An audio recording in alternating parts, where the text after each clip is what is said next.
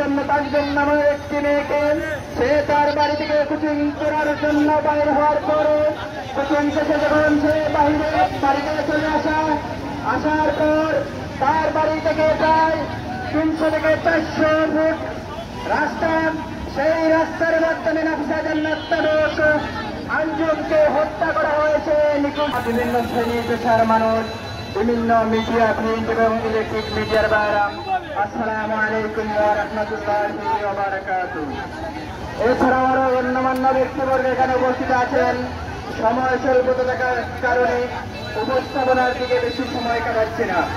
সবে উপস্থিতি, আপনারা নিশ্চয় অবগত আছেন তাজবেন নামের একটি মেয়েকে সে তার বাড়ি থেকে কোচিং করার জন্য বাইরে হওয়ার পরে কোচিং শেষে যখন সে বাড়িতে চলে আসার পর তার বাড়ি থেকে প্রায় 300 থেকে 400 ফুট রাস্তা, সেই রাস্তার মাধ্যমে নাফিসা জান্নাত তারক আঞ্জুমকে হত্যা করা হয়েছে, নিখোঁজ হয়ে যায়। পরবর্তী যখন তাকে পাওয়া যায়